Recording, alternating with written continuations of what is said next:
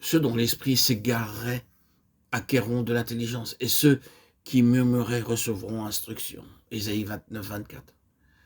Bien que vous puissiez être extrêmement cultivé dans les choses de ce monde, néanmoins, selon Matthieu 13, 17, vous avez encore besoin d'être instruit dans beaucoup de mystères célestes et profonds, alors que vous attendez à lui, que vous l'invoquez avec foi en disant « Oh Seigneur, enseigne-moi tes voies ». Il vous conduira alors dans toute la vérité. Tes oreilles entendront derrière toi la voix qui dira « Voici le chemin, marchez-y, car vous irez à droite ou vous irez à gauche ». Ésaïe 30, 21. C'est un pas important, c'est une démarche importante à entamer. C'est un pic important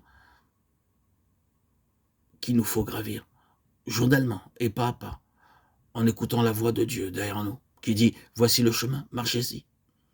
Il est très facile de faire un mauvais pas, mais par ce moyen, le Seigneur nous garde de nombreux dangers que nous ignorons. Il sait qu'il y a de nombreux dangers sur notre sentier, et il dit d'une voix douce et subtile « Ne va pas de ce côté, mais prends ce chemin ».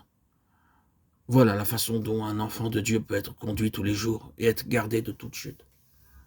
Les gens du monde disposent de bien des avantages dus à l'éducation, à la connaissance, et mènent pourtant une existence de misère, de chagrin. Ils n'ont jamais appris à entendre la voix de Dieu leur dire « Voici le chemin, marchez-y ». Alors que nous foulons ce sentier, nous pouvons vivre journellement la même expérience pour n'importe quelle situation. En maintenant notre oreille vigilante et en nous exerçant à dire « Seigneur, montre-moi le vrai sentier ». Il nous conduira.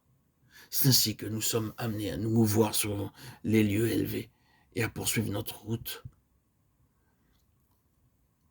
en sautant de pic en pic dans la pleine jouissance de ce grand salut pour atteindre les sommets des plus hautes montagnes. Comme des oiseaux déploient les ailes sur leur couvée, ainsi l'Éternel des armées étendra sa protection sur Jérusalem. Il protégera et délivrera, il épargnera et sauvera. Ésaïe 31, 5. Le Seigneur nous protégera des dangers que nous ne voyons pas. J'ai rencontré un ami qui m'a raconté l'incident suivant. Il conduisait sa voiture après la tombée de la nuit lorsqu'il vit soudain devant lui une autre voiture venant à sa rencontre. Pour préserver cet homme d'un accident, il dévia le cours de sa voiture et, ce faisant, alla s'écraser contre un arbre. La voiture fut entièrement détruite, mais lui fut projeté hors du véhicule, sans la moindre égratignure. Ah, si vous avez vu voir la voiture accidentée, vous n'auriez jamais pu imaginer qu'un homme ait pu sortir indemne d'une telle épave. La parole de Dieu est véritable.